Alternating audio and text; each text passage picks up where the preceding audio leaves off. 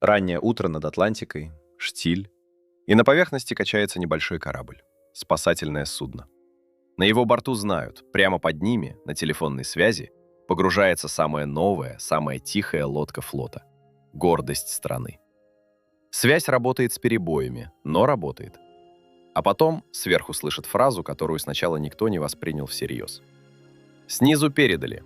Испытываю незначительные трудности. Пытаюсь продуться. Незначительные. Так и сказали. Дальше связь начала рваться. Обрывки слов, цифры, которые потом будут разбирать по слогам целые комиссии. А следом из глубины пришло то, чего на спасательном корабле не забыл потом никто. Низкий, тяжелый гул. Один раз — и тишина. 129 человек. И спасательный корабль ровно над ними, в нескольких сотнях метров. Он не спасет ни одного. Вот что я не могу уложить в голове до сих пор. Помощь была на месте. Корабль, построенный именно для того, чтобы вытаскивать людей со дна, стоял прямо над точкой. Так почему из 129 не выжил никто? И почему то, что случилось дальше, своя же страна будет прятать почти 60 лет? Чтобы понять, почему та тишина из глубины так напугала людей наверху, надо сначала понять, что именно лежало под ними. А лежала там не просто подлодка. Лежала лучшая боевая субмарина, какую к тому моменту построил человек. Ее спустили на воду в самом начале 60-х, на верфи в Портсмуте. Головная лодка новой серии, то есть первая прародительница, по образцу которой собирались строить целую стаю таких же, охотники. Их задача — выслеживать чужие подлодки и топить их раньше, чем те поймут, что их вообще нашли. И вот эта головная должна была стать эталоном. По некоторым данным, под нее закладывали программу почти на 25 кораблей. 25. Целый подводный флот нового поколения, и все начиналось с нее одной. Что в ней было такого особенного? Если коротко, почти все. Она была самой тихой в мире на тот момент. Это сейчас звучит как реклама, а тогда под водой тишина была буквально вопросом жизни. Кто тише, тот охотник. Кого слышно, тот добыча. Конструкторы вынесли механизмы на специальные амортизаторы, развязали корпус и машины, чтобы вибрация не уходила в воду. Лодка должна была подкрадываться так, что ее не слышал чужой сонар, гидролокатор, то есть звуковой глаз под водой, которым ищут чужие корпуса по отраженному сигналу. У нее самой такой сонар стоял новейший, огромный, на весь нос. Из-за него, кстати, торпедные аппараты пришлось сдвинуть назад и в стороны, нос целиком отдали по душе. Быстрая, глубокая, тихая. На испытательную глубину она к тому моменту ходила, по разным данным, около 40 раз, и каждый раз возвращалась. 40 успешных погружений за плечами. Это важно запомнить, мы к этой цифре еще вернемся, и она сыграет недобрую роль. И вооружение под стать. Кроме обычных торпед, лодка несла новую противолодочную ракету. Ее знали под именем «Суброк» — подводно запускаемая ракета.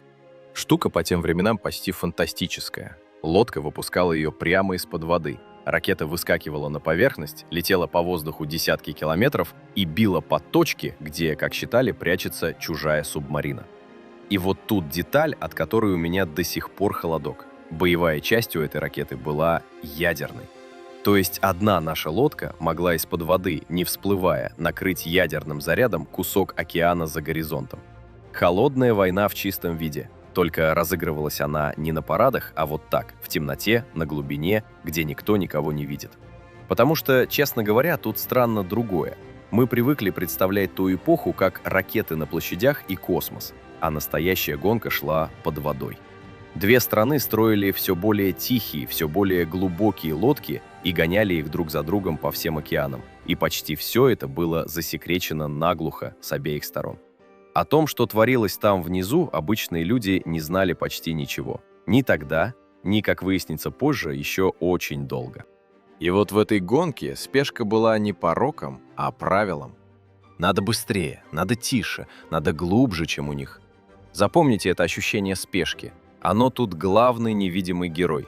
Хотя нет, не буду забегать, к спешке вернемся отдельной главой. Она того заслуживает.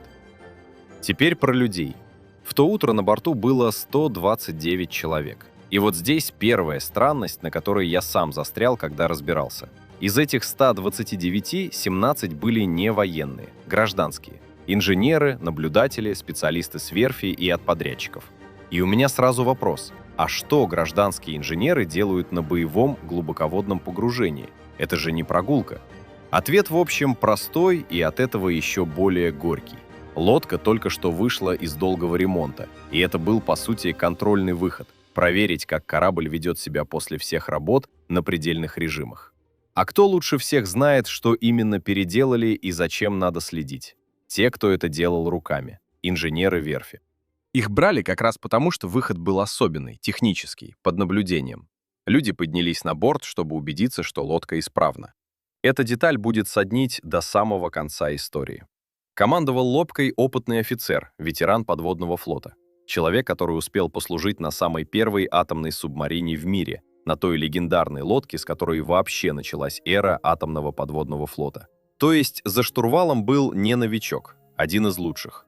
Он принял эту лодку незадолго до того выхода, и об этой смене командира мы тоже еще поговорим отдельно, там есть свой нюанс. И вот что хочется сказать прямо сейчас, пока мы смотрим на эту лодку сверху, целую и сильную. То, что произошло с ней, случилось впервые в истории. До того утра ни одна атомная подводная лодка в мире не погибала. Ни одна. Это была первая. К сожалению, не последняя. Спустя годы своих погибших не досчитается и наш флот. Про советский комсомолец у нас на канале уже есть отдельный большой фильм. И если вы его не видели, гляньте после этого, там своя страшная история. Но самой первой подводной атомной могилой стала именно она. И если вам важно, чтобы такие истории кто-то вообще поднимал и рассказывал по-человечески, а не парой строк в учебнике, подпишитесь. Без вашей подписки темы вроде этой просто тонут, никто их не делает. Вот что не укладывается в голове. Самая тихая лодка в мире, самая современная, с опытнейшим командиром, с инженерами-создателями прямо на борту, после 40 удачных глубоких погружений. Ее проектировали так, чтобы она возвращалась всегда. Так что же могло пойти настолько не так за одно единственное утро? Ответ начинается не в то утро. Он начинается почти за год до него, на той же верфи в Портсмуте, где лодку когда-то и построили. Только теперь она вернулась туда не новенькой, а уставшей. Корабль поставили в док на плановый межпоходовый ремонт. По разным данным, лодка простояла на верфи около 9 месяцев. 9 месяцев – это много. Это не подкрасить и подтянуть, это серьезные работы, когда вскрывают системы, что-то меняют, что-то переделывают, влезают в самое нутро корабля. И вот тут важная вещь, которую я сам не сразу осознал. Лодка после долгого ремонта – это, по сути, уже немного другая лодка. Не та, что 40 раз спокойно уходила на глубину и возвращалась. Где-то новый шов, где-то замененный узел, где-то сборка, которую делали другие руки. На бумаге все то же, на деле масса мест, где что-то могло пойти не так. И проверить каждое можно только одним способом – спустить ее под воду и посмотреть. За эти 9 месяцев сменился и командир. До ремонта лодкой командовал один офицер, а на тот роковой выход ее повел уже другой, тот самый ветеран, о котором я говорил, опытнейший подводник. И вот здесь я хочу быть честным и аккуратным. Смена командира перед сложным выходом само по себе не катастрофа, так бывает, это флотская рутина. Новый командир был человеком грамотным. Но факт остается фактом. Лодку, которая 9 месяцев простояла разобранной, на ее первое серьезное глубокое погружение после ремонта повел человек, который принял ее сравнительно недавно. Не он ее ломал, не он ее собирал. Он принял уже готовый корабль и должен был доверять тем, кто его готовил. Запомните это слово «доверять», оно тут ключевое. Теперь про спешку, потому что без нее вся история не складывается. Шла холодная война, лодка нужна была флоту в строю, а не в доке. И над всем процессом висело это вечное давление – быстрее. Перед выходом в море лодку прогнали через так называемый «fast cruise». Это когда корабль еще стоит у причала, но экипаж отрабатывает все так, будто он уже в походе. Имитация. Тренировка по-настоящему, но не по-настоящему. Вахты несут службу, отрабатывают аварийные вводные, гоняют системы. Все это не отходя от стенки. Штука полезная, но штука, которая создает опасную иллюзию, будто корабль готов, хотя в реальном море его на предельной глубине еще никто после ремонта не проверял. И вот деталь, от которой у меня, честно говоря, до сих пор сжимается что-то внутри. Она всплыла потом, в рассекреченных материалах. На одной из таких тренировок, еще у причала, экипажу дали вводную, течь в системе забортной воды. То есть имитировали, что внутрь прочного корпуса начала поступать вода снаружи. Вахта работала, искала, перекрывала. И на то, чтобы изолировать эту учебную течь, у людей ушло, по некоторым данным, около 20 минут. 20 минут у причала, в спокойной обстановке, без реальной опасности. А теперь представьте то же самое, но не у стенки, а на глубине в несколько сотен метров, где забортная вода идет внутрь не учебно, а под чудовищным давлением, толстой холодной струей, которая режет как нож.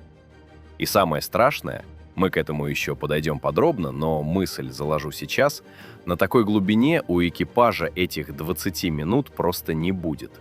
У них не будет и двух, потому что вода, попавшая не туда, способна за секунды лишить лодку самого главного, что держит ее живой. И вот это сочетание, медленная вахта плюс глубина плюс спешка, и есть та маленькая деталь, которая однажды утром станет смертельной. Но чтобы понять, почему все решали именно секунды, надо на минуту разобраться, как вообще устроена подводная лодка и за счет чего она не тонет камнем. Я постараюсь без занудства, по-простому, потому что без этого дальше будет непонятно, а понять тут важно. У лодки есть прочный корпус. Это, грубо говоря, стальная труба, рассчитанная держать давление воды на глубине. Вокруг и внутри цистерны, балластные цистерны. Чтобы погрузиться, лодка впускает в них забортную воду, становится тяжелее воды вокруг и уходит вниз. Чтобы всплыть, надо воду из цистерн выгнать, а выгоняют ее воздухом. Подают в цистерны сжатый воздух под давлением. Он вытесняет воду, лодка становится легче и поднимается. На флоте это так и называют – продуться. Помните самую первую фразу всей нашей истории, ту, что услышали сверху? «Пытаюсь продуться». Вот именно об этом она и была, о попытке выгнать воду и всплыть. Теперь главное, чтобы лодка двигалась, чтобы у нее была энергия, чтобы работали насосы и системы, на этой лодке стоял ядерный реактор. Он давал ход и давал жизнь всему кораблю. Но у реактора есть одна особенность, которая в нашей истории окажется роковой. Реактор не любит неожиданностей. При серьезной аварийной ситуации, например, при попадании воды на электрику, при коротком замыкании, при потере контроля, срабатывает защита, и реактор глушится сам, автоматически. Это вообще-то правильно, это спасает от ядерной беды. Но в тот самый момент лодка остается без хода и почти без энергии. И вот вам цепочка, которую я прошу просто подержать в голове до следующей главы. Течь внутри, вода на электрике, реактор глушится сам, лодка теряет ход. А чтобы всплыть, ей нужно продуть цистерны, и желательно быстро, пока она не провалилась глубже. И тут выясняется, что и с продуванием на глубине было кое-что не в порядке. Меня в этой истории зацепило даже не то, что лодка погибла. Лодки, к несчастью, гибнут. Зацепило, что почти все, что ее убило, было известно заранее.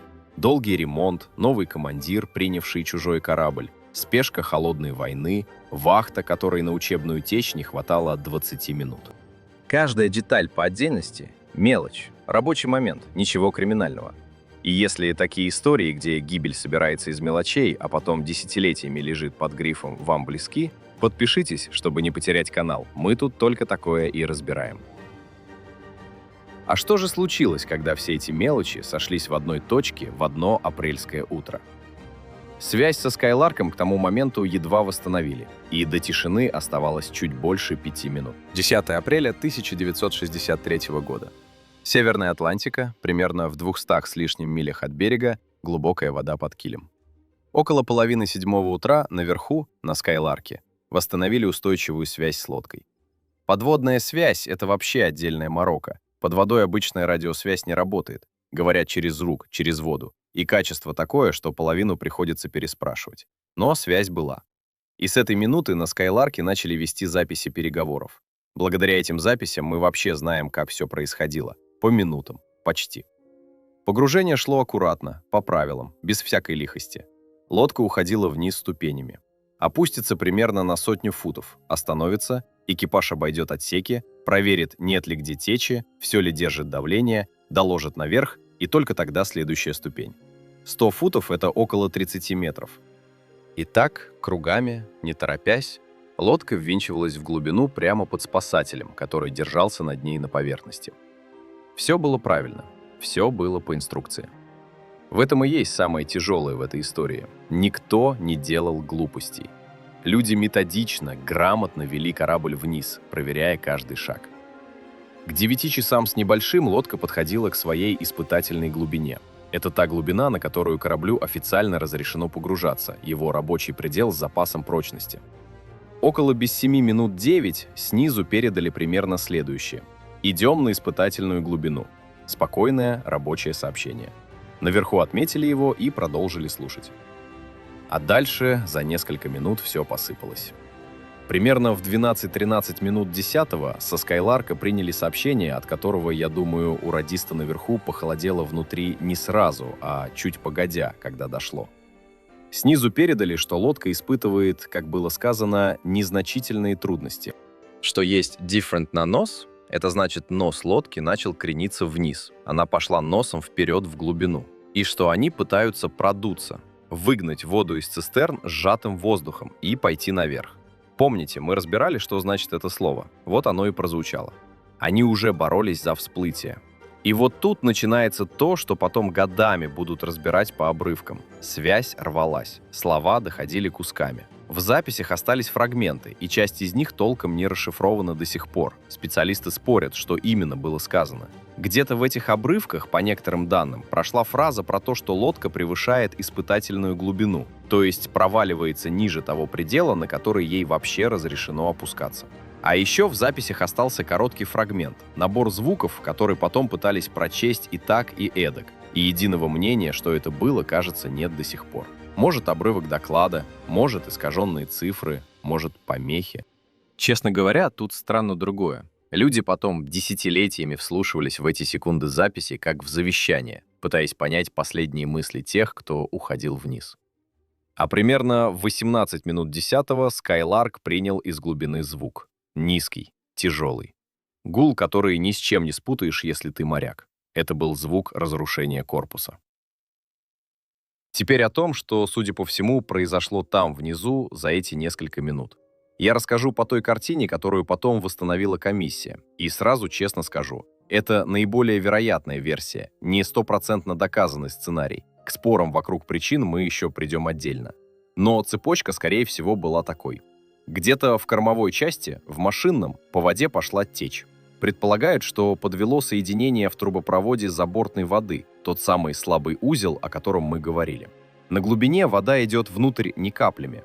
Она бьет тугой струей под колоссальным давлением и попадает туда, куда вода попадать не должна, на электрику.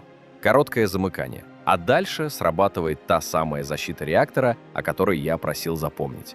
Реактор глушится сам, автоматически, чтобы не было ядерной беды.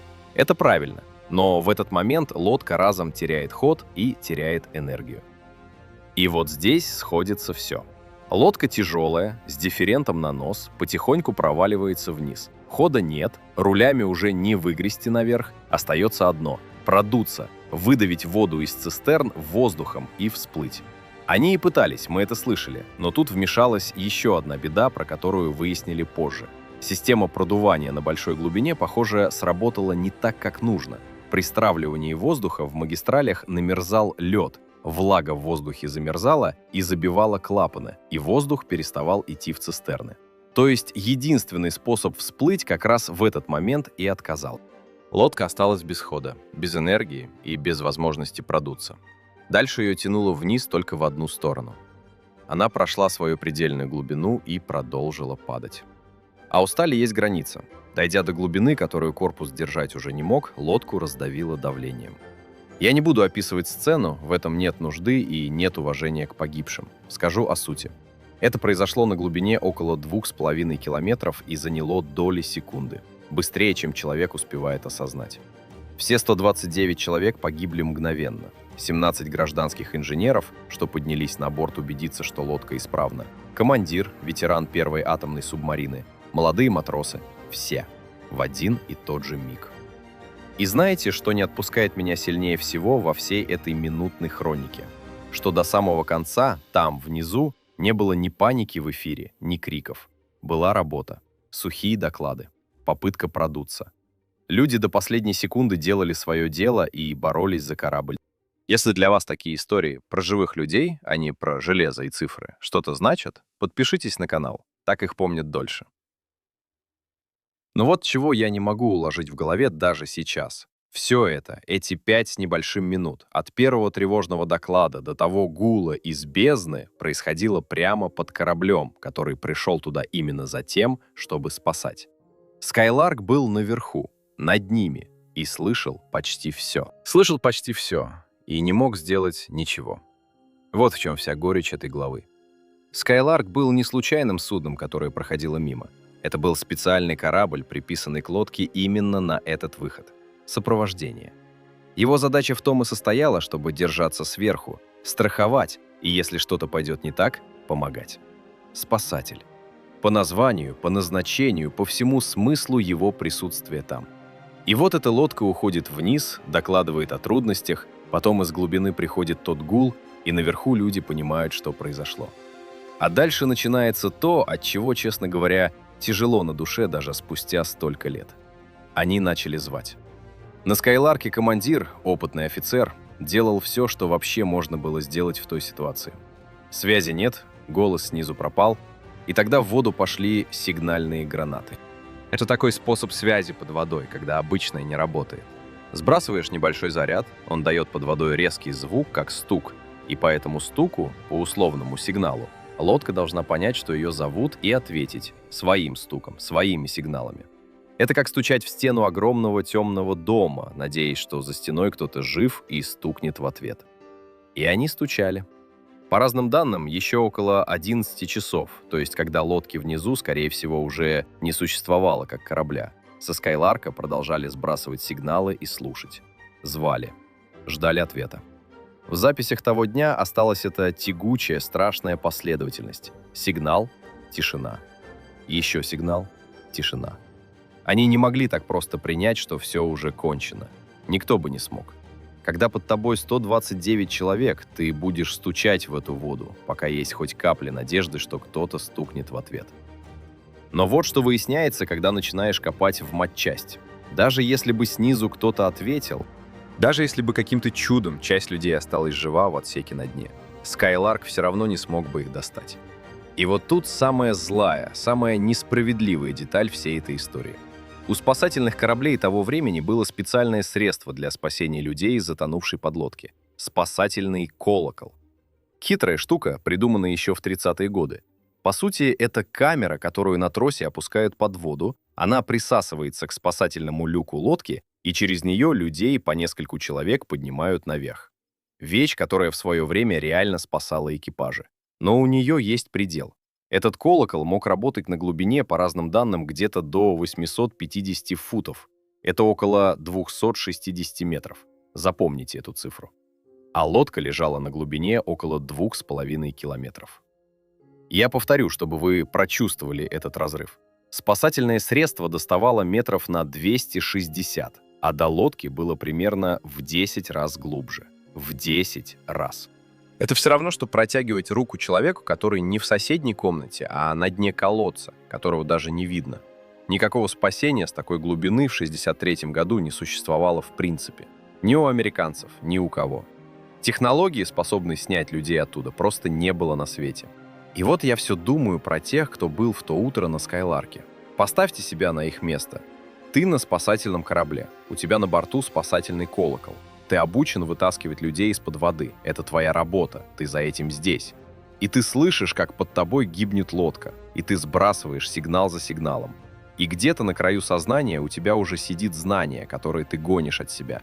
Даже если они ответят, я до них не дотянусь. Колокол не уйдет так глубоко. Никто и ничто туда не уйдет. Это, по-моему, одно из самых тяжелых положений, в каком вообще может оказаться человек. Быть спасателем. Быть на месте. И быть бесполезным не по своей вине, а потому что бездна оказалась глубже всего, что придумало человечество. Меня в этой истории зацепило даже не само бессилие техники, а то, что эти люди продолжали звать, уже понимая. Они не свернулись, не ушли с точки, стучали в воду. Может, это и не имело смысла с точки зрения физики, но с точки зрения человеческой имело. Нельзя бросить своих, пока есть хоть призрак шанса. И знаете, это ведь не единственный такой случай в истории подводного флота, когда спасение было рядом и все равно не сработало. У нас на канале есть отдельный большой фильм про советскую лодку «Комсомолец», и там своя похожая боль. Люди на поверхности, помощь, которая идет, время, которое утекает. Не буду сейчас рассказывать, чем там все обернулось, чтобы не портить вам тот фильм. Посмотрите сами, если еще не видели. Скажу одно. И у них, и у нас море оказалось устроено так, что между помощь рядом и помощь успела лежит порой непреодолимая пропасть. И за эту пропасть всегда расплачиваются люди. Если вам важно, чтобы об этих людях, наших и не наших, кто-то рассказывал спокойно и по-человечески, без крика и без вранья, подпишитесь. Этот канал ровно про это и держится. К исходу того дня сомнений почти не осталось. Лодки больше не было. 129 человек считались погибшими. Но оставался вопрос, на который флоту еще только предстояло ответить. Где именно она лежит? Как вообще найти, поднять со дна хоть какую-то правду о том, что утонуло на 2,5 километра в воду, куда не доставал ни один аппарат на Земле? Первое, что у них было, как ни странно, дал тот самый бесполезный Skylark. Да, он не смог спасти ни одного человека, но он все это время держался прямо над лодкой и вел свою навигацию, отмечал, где находится сам, а раз лодка погружалась кругами прямо под ним, то и точка, куда она ушла, оказалась примерно известна. Это место на картах потом обозначили как точку «район поиска». Не крестик на схеме, конечно. Большое пятно океана, под которым где-то на дне лежало то, что осталось от корабля. Но хотя бы было от чего отталкиваться. И почти сразу нашли первые следы. На поверхности появилось масляное пятно, всплыли какие-то мелкие обломки, обрывки, то, что вода вытолкнула наверх. Этого хватило, чтобы понять, да, лодка погибла, она где-то здесь, внизу. Но вот само место точное, и тем более снимки того, что там лежит, это была уже совсем другая задача, и решали ее не один день и не один месяц. Тут надо понять простую вещь, про которую мы сегодня как-то не задумываемся. В начале 60-х дно на глубине в 2 с лишним километра было для человека местом более чужим, чем поверхность Луны. Туда не светило солнце, туда не доставал ни один водолаз, ни одна обычная техника. Чтобы хотя бы взглянуть на то, что там лежит, нужны были аппараты, которых в мире было по пальцам пересчитать. И вот тут в истории появляется батискаф. Это такой глубоководный аппарат, по сути, обитаемый, способный погружаться на очень большие глубины и выдерживать там давление, которое расплющило стальную подлодку. На поиск отправили один из немногих таких аппаратов, что были тогда у флота.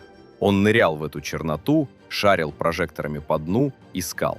Представьте, маленький шар с людьми внутри опускается на километры вниз, в полную тьму, под чудовищным давлением, и пытается на огромном пустом дне найти обломки. Это все равно, что искать рассыпанные спички на футбольном поле ночью, глядя в щель через фонарик. По некоторым данным, аппарату удалось поднять со дна кое-какие фрагменты. Мелочь, обрывки. Но это уже были вещественные доказательства. Кусочки правды, поднятые с глубины. Параллельно работало специальное поисковое судно, оборудованное под глубоководную съемку, с буксируемыми камерами и приборами. И к нему подключились ученые из Океанографического института Вудс Хоул. Это известный американский центр изучения океана, гражданские исследователи моря. Получилась такая связка. Военные, техника и ученые-океанографы вместе прочесывают дно. Тянут на тросах камеры у самого грунта, снимают, поднимают пленку, проявляют, смотрят, опять опускают. И так раз за разом. И где-то уже в следующем, в 1964 году, почти через год после гибели, на этих снимках наконец появилось то, что искали. Куски искореженного металла на ровном, чистом, спокойном дне. Потому что увидели на фотографиях, стало ясно, лодку не просто затопило целиком, ее разорвало. По разным данным, на дне нашли несколько крупных частей корабля. Лодка лежала разломанной на куски. Насколько помню, на 6 основных фрагментов, разбросанных по грунту. То самое давление, что раздавило корпус за доли секунды, разнесло его на части, и эти части осели на дно по отдельности. И вот что меня тут зацепило сильнее всего. Не размер обломков, а контраст. Понимаете, на этих фотографиях вокруг искореженного металла чистое ровное дно, тишина. Песок, ил И среди этого спокойствия лежит то, что было самой современной боевой машиной планеты, самой тихой лодкой в мире. И вот она лежит, тихая уже совсем по-другому, навсегда. Океан не сопротивлялся, не бушевал. Он просто принял ее и сомкнулся сверху, будто ничего и не было. А теперь о том, что все это значило не для следствия, а вообще, по большому счету. До той гибели у людей все-таки жило ощущение, пусть негласное, что атомная подлодка — это вершина, это почти неуязвимо, лучшее, что есть. И вот впервые в истории получилось наглядное, снятое на пленку доказательство обратного. Атомная лодка может погибнуть. Может уйти на глубину, с которой ее не достать ни живой, ни мертвой. Не спасти людей, не поднять корабль, ничего. Океан оказался сильнее самой передовой техники, которую человек к тому моменту построил. И это, я думаю, отрезвило очень многих по обе стороны океана, потому что и наши конструкторы, и американские внезапно поняли, то, что они отправляют под воду, может однажды не вернуться вовсе, и никто не придет на помощь. Если вам интересно, как находят то, что считалось потерянным навсегда, и как глубина веками хранит свои тайны, оставайтесь с каналом, подпишитесь. У нас еще будет несколько таких историй. И про наши лодки, и про чужие. Лодку нашли. Обломки сфотографировали, место определили. Казалось бы, теперь самое сложное позади. Но именно здесь, когда дошло до главного вопроса, начинается самое мутное во всей этой истории.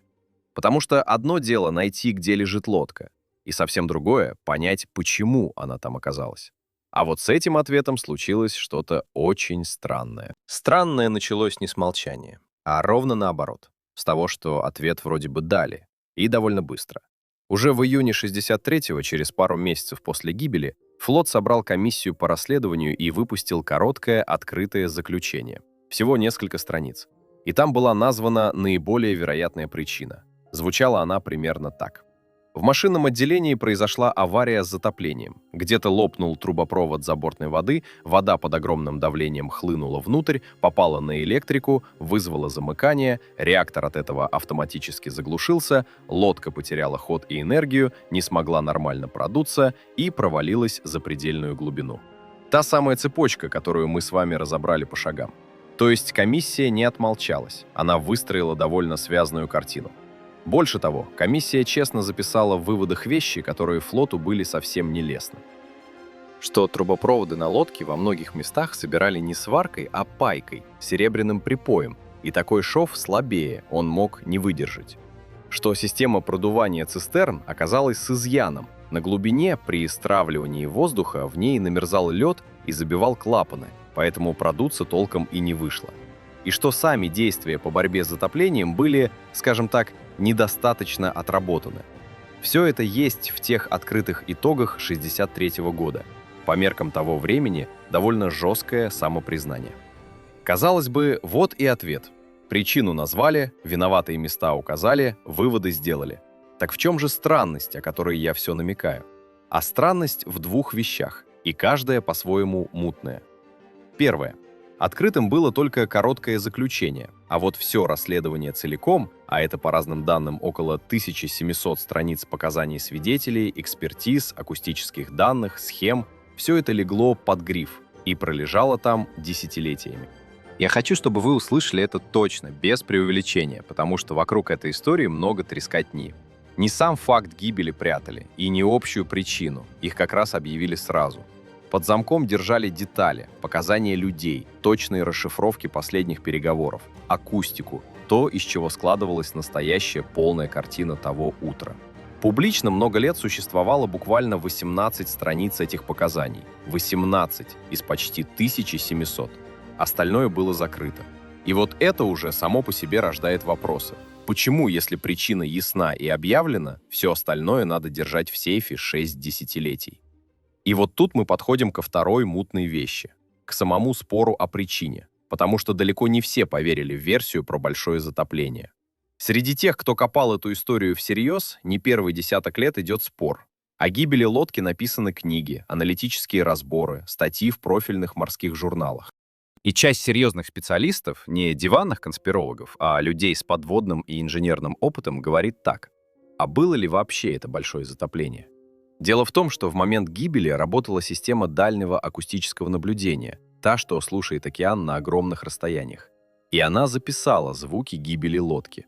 Так вот, по мнению этих критиков, если бы внутри действительно хлестала вода мощной струей, в акустике остались бы характерные следы, особые звуки, резонансы.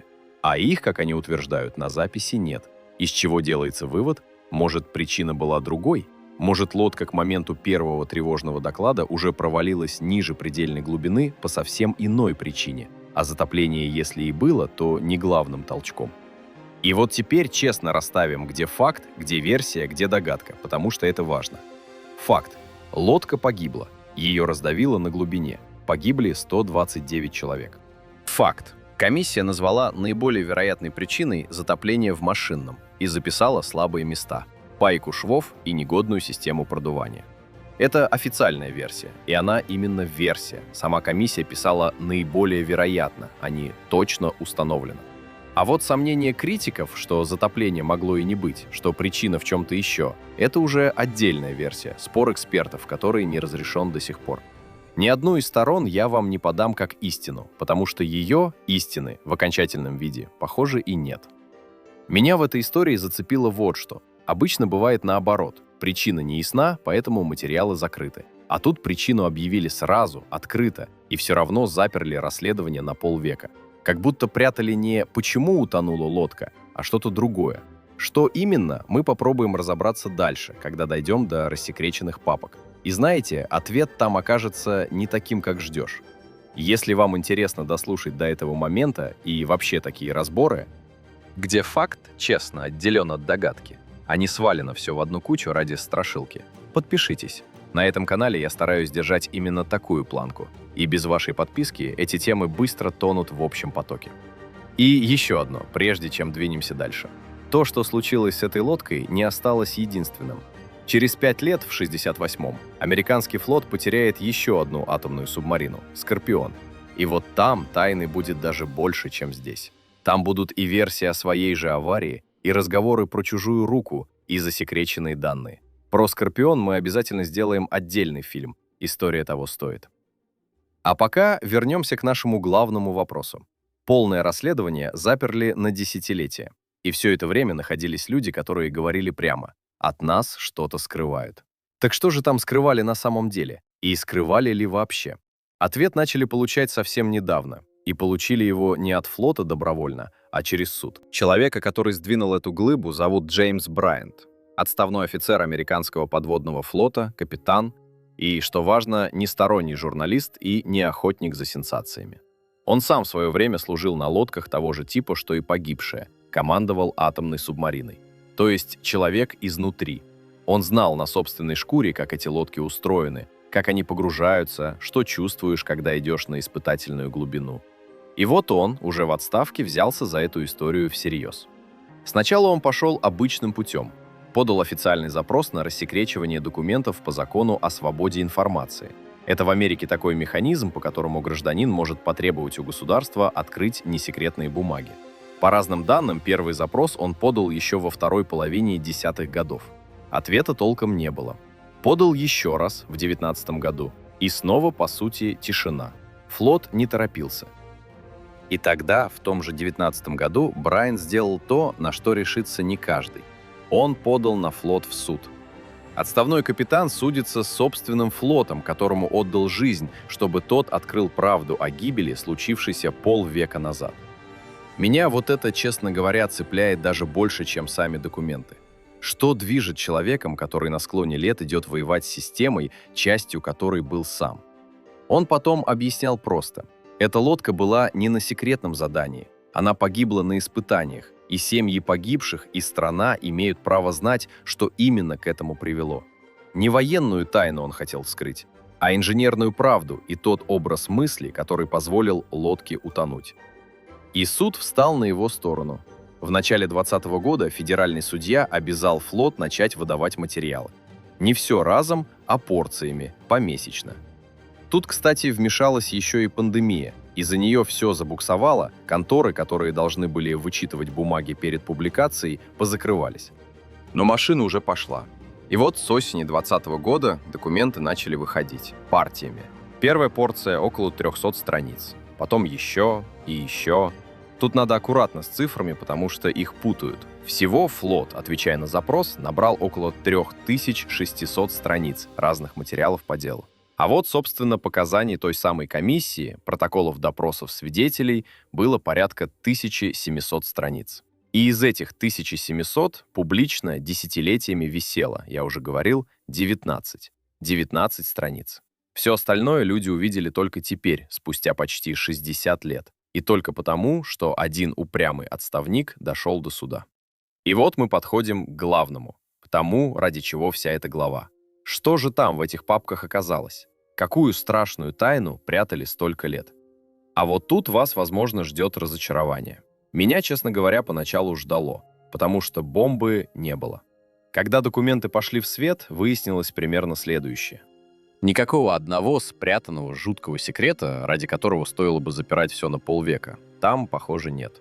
Картина, которая складывается из рассекреченного, скорее подтверждает то, о чем догадывались и раньше. Лодку погубил не один роковой сбой, а совпадение многих факторов сразу. Слабое место в трубопроводах, система продувания, которая на глубине обмерзала и не работала как надо, недостаточно отработанные действия экипажа в аварии. И поверх всего этого спешка холодной войны. Гонка, в которой лодку торопились вернуть в строй, торопились испытать, торопились все. Много мелочей, каждая из которых сама по себе не фатальна, сошлись в одно утро в одну точку. Представитель флота, когда документы публиковали, прямо так и сказал. По их мнению, новые бумаги не проливают какого-то нового света на причину гибели. То есть никакого заговора. Спешка и секретность, а не злой умысел. А зачем же тогда было прятать? Если никакой бомбы нет, к чему гриф на десятилетие? И вот тут ответ оказался почти будничным, но важным. Закрывали в основном не правду о гибели. Закрывали технические подробности самих лодок. Глубины, давление, параметры реактора, скорости продувания, устройство систем. То есть все то, что было общим для целой серии боевых субмарин, которые еще долгие годы оставались в строю и несли службу. Открой эти цифры в 60-е, в 70-е, в 80-е, и ты фактически выдашь вероятному противнику характеристики своего действующего подводного флота. Вот это и берегли. Не тайну катастрофы, а тактико-технические данные живых воюющих лодок. И с этой точки зрения секретность даже логична. Но было бы нечестно остановиться на этом и сказать: ну вот, все ясно, расходимся. Потому что есть и вторая сторона, и я обязан вам ее дать. Во-первых, далеко не все открыли даже сейчас. Часть материалов вышла с выморками, замазанными местами. Что-то так и осталось закрытым. Во-вторых, и это важнее, сам Брайант и часть экспертов по итогам публикаций остались при своем. Они говорят, рассекреченное как раз подтверждает их сомнения, что официальная версия про большое затопление плохо вяжется с акустическими данными, что комиссия в 63-м, возможно, неверно прочла последние сигналы и выстроила не ту картину. То есть для одних рассекречивание закрыло вопрос, а для других, наоборот, подкинуло аргументов, что вопрос открыт. И вот честно, без нажима, две трактовки, выбирайте сами. Первое. Никакого сокрытия, по сути, не было. Был обычный режим секретности боевой техники плюс бюрократическая неповоротливость. А причина гибели — трагическое совпадение спешки и мелких изъянов. Вторая. Даже после суда вышло не все, а то, что вышло, не закрывает спор о причине. А значит, последнего слова в этой истории до сих пор нет. Я лично склоняюсь к тому, что правда где-то между. Заговора не было, а вот окончательной ясности тоже нет. Если вам важны истории, которые не заканчиваются жирной точкой и красивым выводом, а честно остаются открытыми, как оно в жизни и бывает, подпишитесь. Я стараюсь именно так и рассказывать, без вранья ради эффектного финала. Получается странная вещь. Прошло почти 60 лет. Был суд, открыли тысячи страниц, а единого твердого ответа, что именно дало первый толчок там, на глубине, в то апрельское утро, как не было, так и нет. Зато у этой истории есть кое-что другое. То, что пережило и спор о причинах, и гриф секретности. То, ради чего, может, все это и стоит вспоминать. Цена, которую заплатили 129 человек, и то, что эта цена изменила для всех, кто уходил под воду после них. Эта цена сначала никак не выражалась в словах. Она выражалась в тишине на берегу. В 129 домах, куда в тот апрельский день уже не вернулись и не вернутся никогда. Жены, дети, родители. 17 семей инженеров, которые отпускали своих не на войну, а на рядовой, как казалось, технический выход в море. Проверить лодку и вернуться к ужину. Я не буду сейчас расписывать чужое горе, это было бы нечестно и дешево. Скажу только одно, что меня держит. Среди погибших был командир, тот самый опытный офицер, ветеран первой атомной субмарины в мире. У него на берегу осталась семья. И позже, уже в наши дни, кто-то из его близких все еще добивался от флота простой вещи – письма, личного документа, связанного с тем человеком. Спустя десятилетия. Понимаете, для флота это была катастрофа, строка в истории, повод для реформ. А для одной семьи это был муж и отец. И их горе не закрылось ни через 30 лет, ни через 50. Вот с этого, с людей, и надо начинать разговор о наследии. Потому что все остальное, все программы и правила выросли именно отсюда, из этих 129. Теперь о том, что выросло. И это, пожалуй, единственное светлое во всей мрачной истории, поэтому я расскажу подробно. После гибели лодки флот сделал то, что в таких случаях делают далеко не всегда. Не ограничился поиском виноватых и красивым отчетом. Он сел и честно спросил себя, как вообще вышло, что наша лучшая, новейшая лодка утонула на испытаниях? И ответ получился неприятный. Выяснилось, что во всей системе постройки и проверки подводных лодок зияли дыры. Что трубопроводы, от которых зависела жизнь корабля, во многих местах собирали пайкой, а не сваркой. И никто толком не проверял каждое такое соединение под нагрузкой. Что чертежи и реальная лодка могли расходиться. На бумаге одно, в металле другое. Что системы, которые обязаны спасать в аварии, например, то самое продувание цистерн, толком не испытывали в тех условиях, в которых им придется работать по-настоящему, на глубине, под давлением. Грубо говоря, лодку отправляли вниз, не убедившись до конца, что она железно сможет вернуться. И вот из этого осознания родилась программа, которую назвали SubSafe, от английского «безопасность подводной лодки». Я расшифрую по смыслу, чтобы было понятно. Это система жесткого, дотошного, почти параноидального контроля за всем, что связано с прочностью корпуса и со способностью лодки всплыть. Суть в чем? Есть на лодке системы, от которых напрямую зависит, утонет она или вернется. Прежде всего все, что держит забортную воду снаружи, и все, чем лодку продувают и поднимают наверх. Так вот, по этой программе каждый такой узел, каждая труба, каждый клапан, каждый шов в этих системах должен быть подтвержден документами. Откуда металл, кто варил, кто проверял, каким испытанием. И если бумаги нет, узел не считается годным. Точка. Никакого «да там нормально, и так сойдет». Никакого доверия на слово. Только подтвержденное, прослеженное, проверенное. Я, когда в это вник, поймал себя на мысли, от которой холодок. Ведь, по сути, SubSafe — это институционализированное недоверие. Система, которая исходит из того, что человек устанет, схалтурит, поторопится, ошибется, и поэтому требует подтверждать каждую мелочь бумагой, чтобы спешка одного сборщика не стоила жизни сотни человек. Помните, мы говорили про вахту, которой на учебную течь не хватало 20 минут?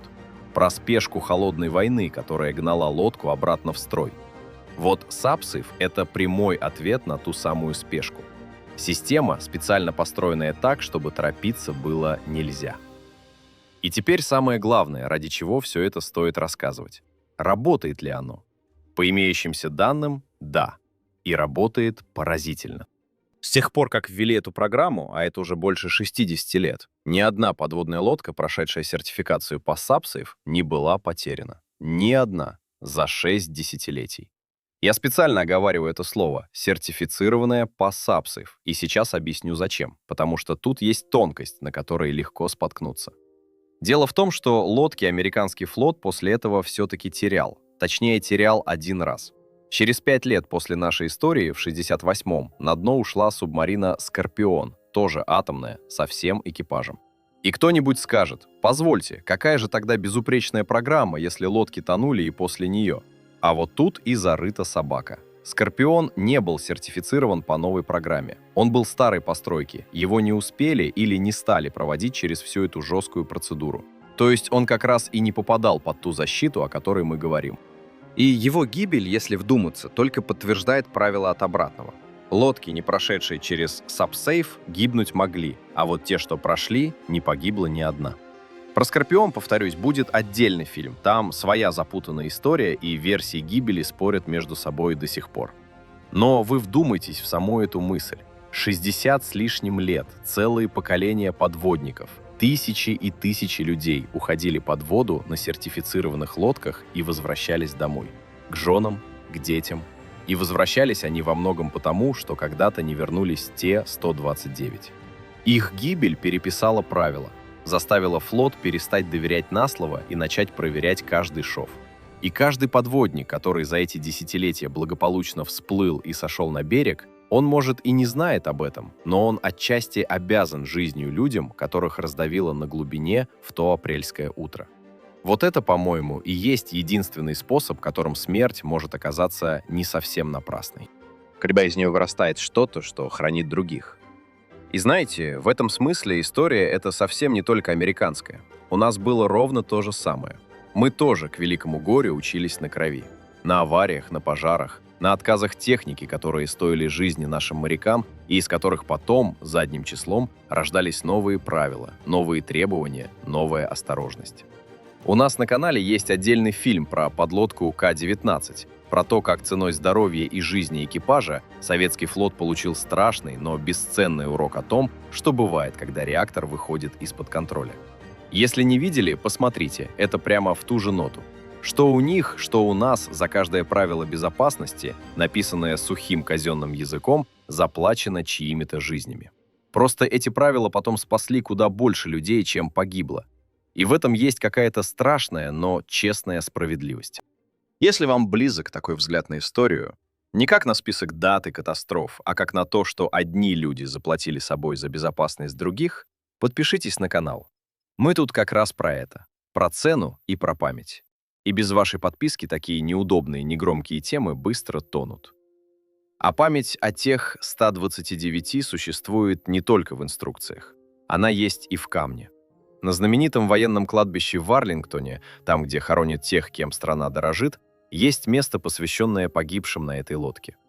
Тела поднять было невозможно, мы помним. Они остались на глубине в 2,5 километра, там, где их не достать. Поэтому на флоте про такие экипажи говорят особыми словами.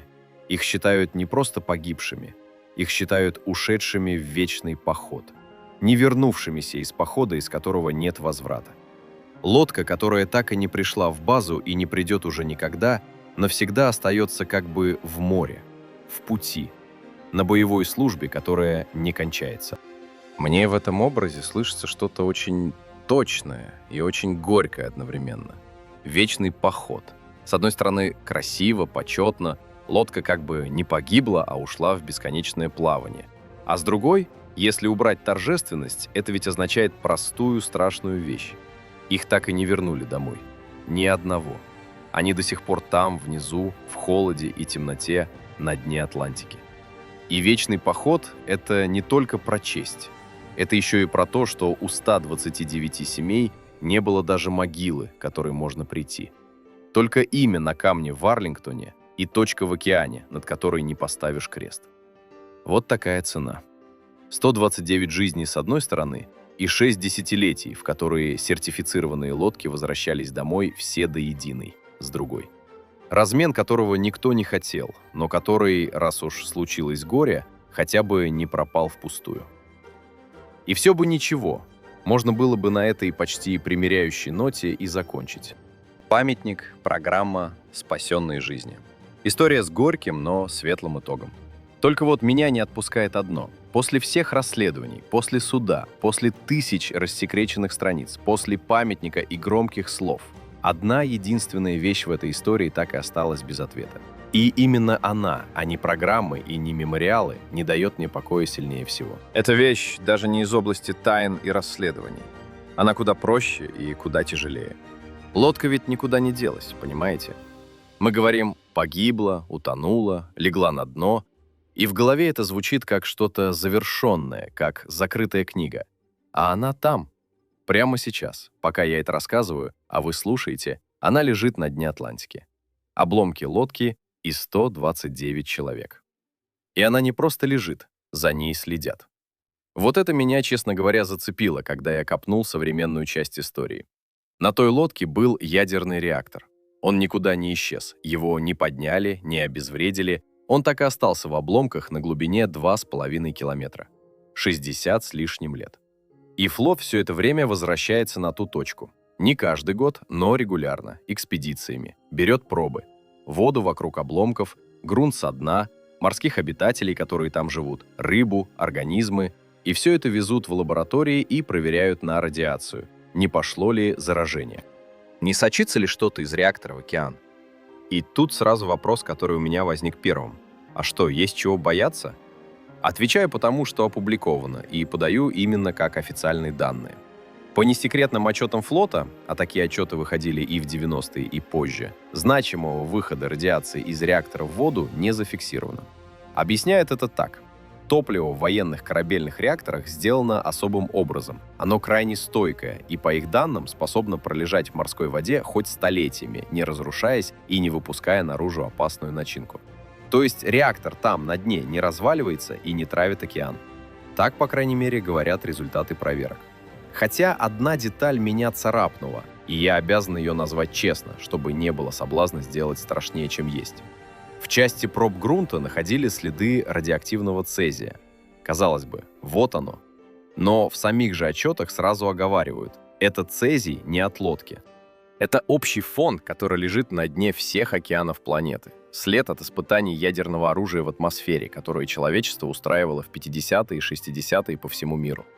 То есть это не лодка наследила, это мы все наследили, еще тогда. И вот эта мелочь, по-моему, говорит о времени больше любых громких слов. На дне, рядом с погибшей атомной лодкой, лежит радиоактивный след эпохи, и он туда попал не из нее. Но из всего этого вылезает мысль, от которой уже не отмахнешься. Место гибели — это ведь сразу две вещи в одном. С одной стороны, это братская могила, воинское захоронение. Там лежат люди. С другой — это режимный, особо охраняемый объект с ядерным реактором внутри. И вот это сочетание делает с тем местом страшную штуку. К нему нельзя просто прийти. Нельзя снарядить частную экспедицию, нырнуть, потрогать, поднять что-то на память. Точка известна, но она под защитой. И в отличие от многих других затонувших кораблей, эту лодку не поднимут. Никогда. И вот тут важно понять, дело не в том, что не могут, дело в том, что и не станут. Поднимать ее и не нужно, и нельзя. Это и воинская могила, которую по морской традиции не тревожит, и одновременно объект с ядерной начинкой, ворошить который никто в здравом уме не будет. Так что 129 человек останутся там навсегда не потому, что до них не дотянуться технически, а потому, что так правильнее. Их оставили в покое сознательно. И в этом, кстати, огромная разница с одной нашей историей, до которой мы еще доберемся. Потому что советскую лодку К-129, погибшую в Тихом океане, как раз пытались поднять со дна. Тайно, чужими руками.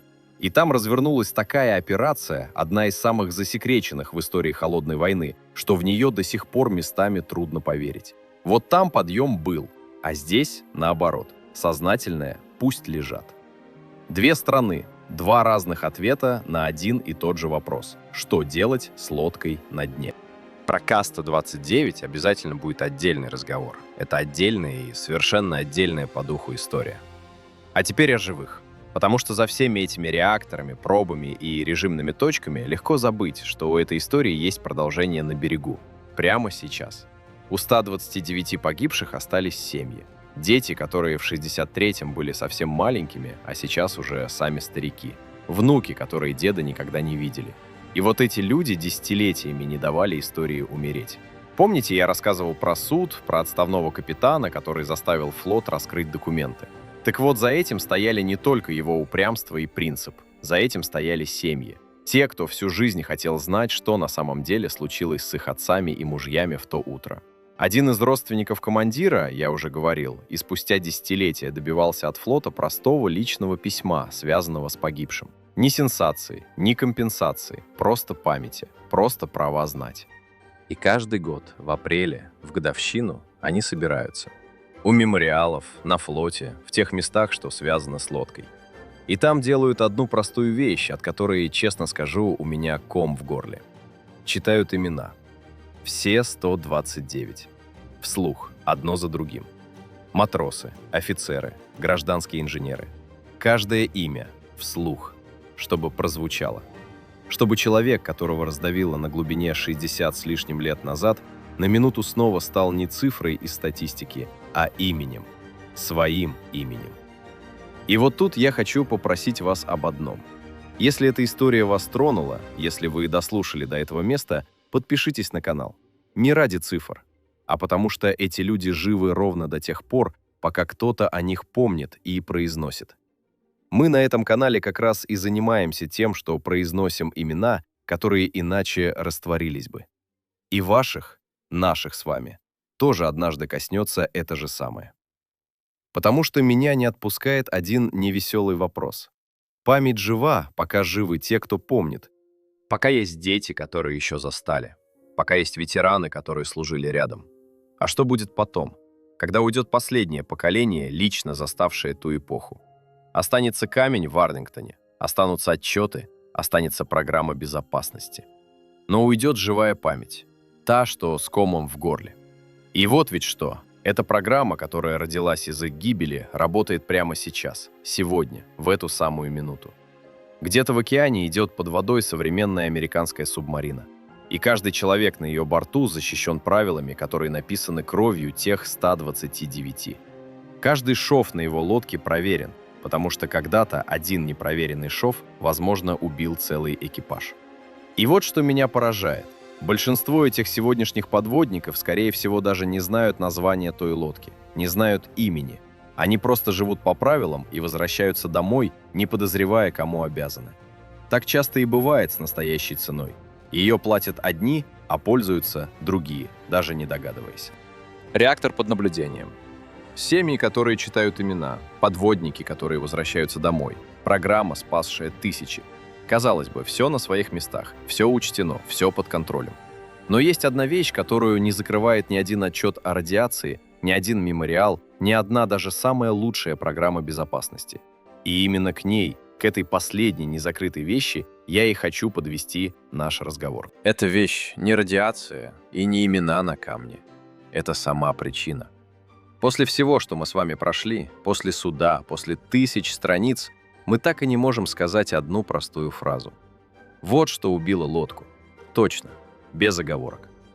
Смотрите, что осталось на руках. Я нарочно коротко, мы это уже разбирали. Единой, признанной всеми причины нет. Часть показаний десятилетиями пролежала под грифом и даже теперь вышла не вся. А что дало самый первый толчок там, на глубине? Лопнувший шов, замыкание с заглохшим реактором или человек в те секунды? На это 3 эксперта дадут 3 ответа. И спор не закрыт. Вот и все незакрытое. Немного. Но это самая сердцевина. И если вы дошли со мной до этого места, где честнее сказать «я не знаю», чем сочинить красивый ответ, подпишитесь. Мне правда важно, что вы здесь до последней минуты. А теперь я отложу протоколы. Совсем. И хочу, чтобы напоследок с вами остался не разбор версий, а один образ. Тот, что не отпускает меня самого. Вернемся в то утро, 10 апреля. Наверху на легкой волне качается небольшой корабль Skylark, спасатель. И весь этот долгий день он делает одно и то же. Сбрасывает в воду сигнальные заряды. Слушает, сбрасывает снова.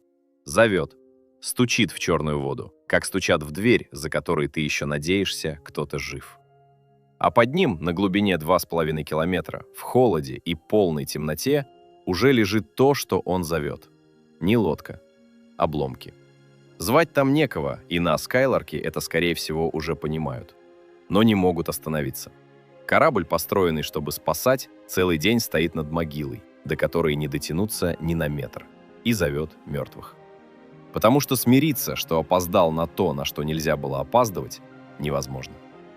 И вот тогда красивые флотские слова «вечный поход» перестают быть просто словами.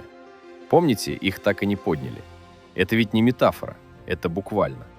129 человек до сих пор там, 60 с лишним лет. Лодка не пришла в базу в 63-м и не придет уже никогда. Она так и идет своим походом по дну, стоя на месте. Вечный поход — это, оказывается, не про честь. Это про то, что для них море так и не закончилось. И есть тут горечь, от которой не уйти. Самую тихую лодку в мире, лучшую боевую субмарину своего времени, гордость огромной страны, оружие, созданное накрывать врага из-под воды, погубил не враг, ни одна чужая торпеда, ни одна чужая ракета. Ее погубила своя же спешка, шов, который не доварили, система, которую толком не испытали, 20 минут, которых не хватило у причала и которых не дали на глубине. В этом, по-моему, самый тяжелый урок таких историй. Чаще всего нас губит не чужая сила, а собственная спешка. И ведь она не одна такая, эта лодка. Океан хранит еще несколько подобных могил, и про каждую будет свой разговор. Через 5 лет на дно уйдет американский «Скорпион», и тайн там окажется даже больше. Есть наш комсомолец, про него фильм на канале уже есть. Есть загадочная Каста-29, чью гибель окружила тайная операция по подъему, в которую трудно поверить. У каждой своя темнота внизу и свой неоконченный спор наверху. Я дойду до всех. Если эта тема не отпускает вас так же, как меня, подпишитесь, чтобы не потерять канал. Эту серию про подводные могилы я доведу до конца. А под конец у меня к вам личный вопрос, и я правда читаю ваши ответы. Вспомните 63-й. Многие из вас тогда уже жили, и вот за океаном гибнет новейшая американская атомная подлодка 129 человек, событие мирового масштаба.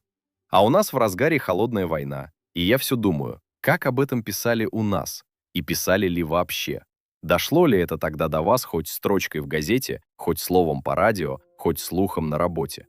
Или вы узнали обо всем только сейчас, в этом фильме, спустя 60 с лишним лет? Напишите в комментариях, что доходило до вас тогда и доходило ли. Мне это важно, потому что то, о чем молчали по обе стороны океана, это ведь тоже часть истории про тишину. А лодка так и идет своим вечным походом, там, внизу. Спасатель, что звал ее весь день, давно ушел с поверхности. Остался только океан, сомкнулся сверху и молчит. Точно так же, как молчал в то апрельское утро.